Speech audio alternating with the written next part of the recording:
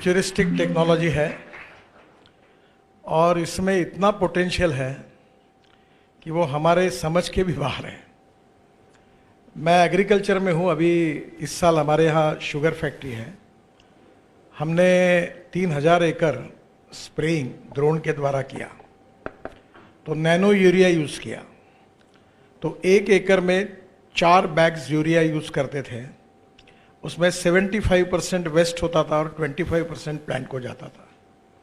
इस बार nano urea की 2 bottle equivalent, वो 1 बैग के बराबर 1 बॉटल है, तो केवल 2 बॉटल हमने यूज़ की और उसका स्प्रेइंग किया। मेरे खुद के घर पर भी किया। तो 1 bottle equal to 1 bag of urea. तो हमारी 2 यूरिया की बैग का खर्चा कम हुआ और 75% प्लांट को गया और 25% वेस्ट हुआ।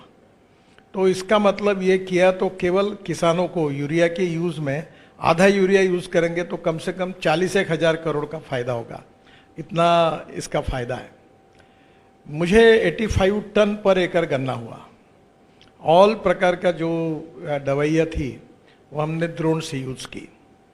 आज ही हमने NHI में मेरी मीटिंग हुई थी, तब मैंने उनको कहा है कि हमारे रोड का पूरा डिटेल, हमारी लैंड का, रोड का, एसेट का ड्रोन से पूरा सर्वे करके हम लोग स्टोर करें। हमारे जितने काम शुरू है उसके ऊपर ड्रोन का रिपोर्ट हर महीने में मिलकर कितना काम हुआ हम हमारे ऑफिस में देख सकें। और सबसे इम्पोर्टेंट चीज़ है कि हमने 670 रोड साइड एमिनिटीज़ बनाई है। उसमें से 70 में काम शुरू है और वहाँ हेलीपोर्ट भी बनाया और अब ड्रोन पोर्ट भी बना रहे हैं। तो आपके लिए ये सुविधा हमने की है।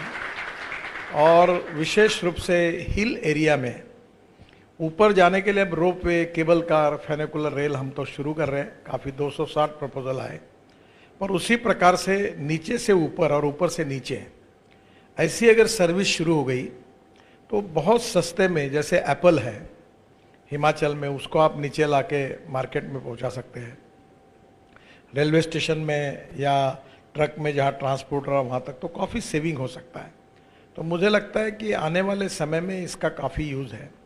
जो बिल्डिंग्स हैं अर्बन एरिया में उसका भी डिटेल प्लानिंग हो सकता है, जिसमें जो ह्यूमन एरर होती है शायद वो जानबूझ के होती है या नहीं होती, इसमें काफ़ी लूपहोल्स है। पर इसके कारण हम लोग कितने स्क्वायर फीट कंस्ट्रक्शन किया, कहाँ वायलेशन किया और टैक्स कितना दे रहा है कौन सी प्रॉपर्टी, तो स्वाभाविक रूप से ये समझ में आएगा कि गड़बड़ किस केस में है। तो ये real estate, road construction, agriculture, transport, सभी क्षेत्र में ये फ्यूचरिस्टिक टेक्नोलॉजी काफ़ी यूज़फुल है।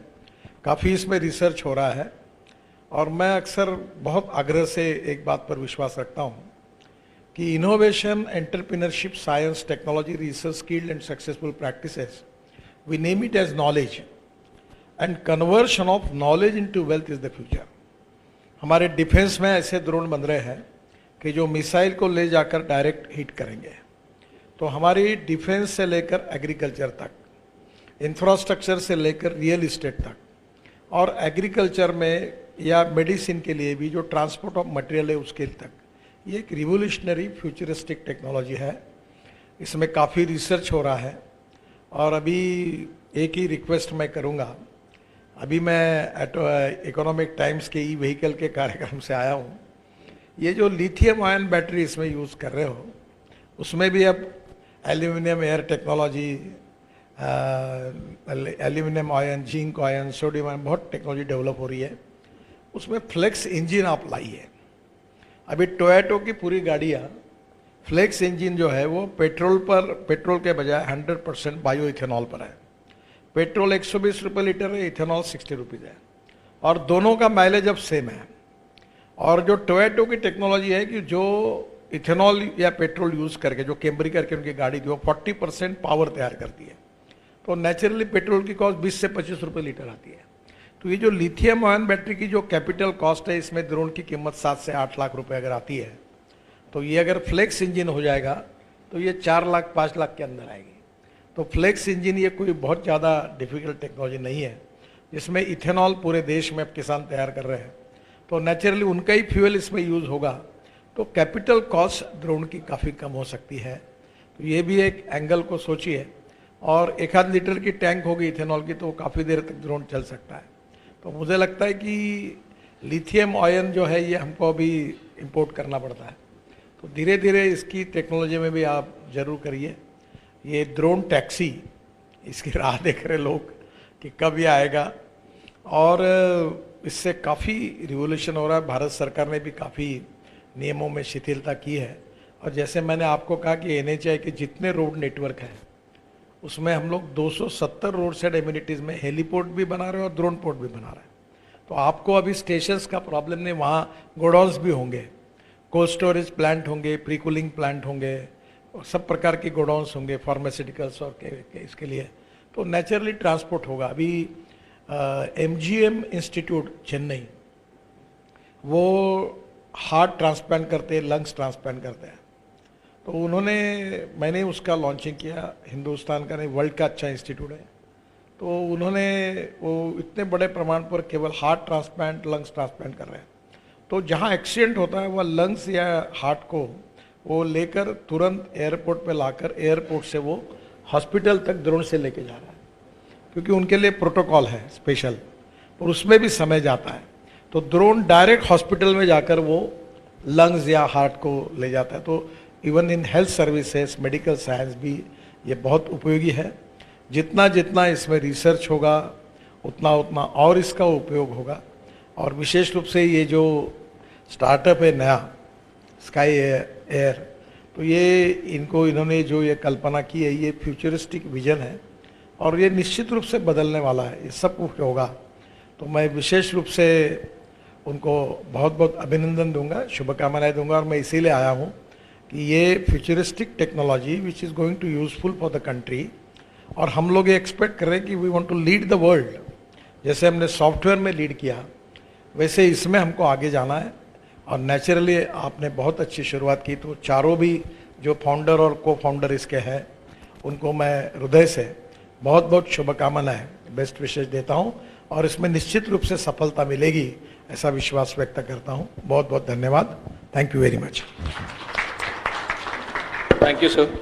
Your kind words have been big blessings for us, and we will certainly इस क्षेत्र में, ड्रोन के क्षेत्र में हम मैंने जब सरकार में बात की तो मेरा एक सुझाव है, अभी हम ऐसा टेंडर निकालने वाले हैं कि प्राइवेट कंपनी ड्रोन वाली हमारे रोड का पूरा ऑडिट भी करे, कंस्ट्रक्शन का भी रिपोर्ट दे, अतिक्रमण का भी रिपोर्ट दे, रोड एक्सीडेंट का भी दे, और हम इसको आउटसोर्स करना चाहते हैं।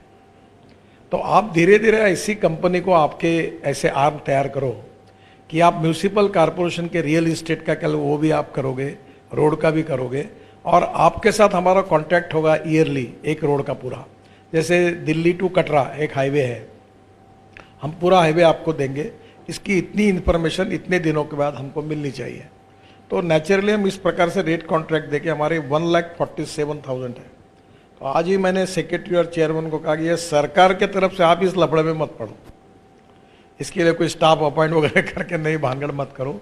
You should find out new startup जो ये काम इफेक्टिवली कर सके, उनसे रेट कॉन्ट्रैक्ट करो। आप हमको ये पूरी इन्फॉर्मेशन देने का काम करो, हम आपको डायरेक्ट हाईवे ऑफर करेंगे। म्यूनिसिपल कॉरपोरेशन डायरेक्ट उस शहर का रियल एस्टेट का इवैल्यूएशन आपको ऑफर करेगा। तो आपकी कंपनी को ये जो विजन डेवलप करते समय गवर्नमेंट के एक्सपेक्टेशन क्या है, पब्लिक और प्राइवेट सेक्टर के क्या क्या आवश्यकता है, उसके आधार पर इनहेरेंट अगर आपने वो कैपेबिलिटी खड़ी की तो you will get more business. तो वो मैं आपको कहूँगा कि आप थोड़ा उसके लिए भी प्लान करिए। हम अभी करने वाले हैं हाईवे का, और ये सब आउटसोर्स करने वाले हैं। तो टेंडर जाएंगे और जो ड्रोन वाले आएंगे उनको हम एक्सपेरिमेंट बेसिस पे देंगे। हम बोलेंगे ये कितने एक्सीडेंट हुए, हर महीने में हमको कहाँ हुए, क्या प्रॉब्लम है, हमको इन्फॉर्मेशन आपसे चाहिए। तो मुझे लगता है कि वो हमारे सर्वर में आएगी, और हमारे ऑफिस में बैठकर हम रोड के कंस्ट्रक्शन का पूरा काम हम देख सकेंगे कभी भी। अगर आप हर 15 दिन के बाद जो काम हो रहा है उसका रिपोर्ट कलेक्ट करके अगर हमारे इसमें सर्वर में आ जाएगा, तो हम ऑफिस में बैठकर टोटल हमारा हाईवे कितना बना है, कहाँ क्या प्रॉब्लम है, ये चेक कर पाएंगे। तो इस टाइप की different type of services from agriculture to road construction, even for transport of material to transport of, अभी लोग भी जाएंगे तो ड्रोन टैक्सी भी आएगी। तो आप उसकी सब प्रकार की सर्विस देने की कैपेबिलिटी एक जगह तैयार करोगे तो you will get more business.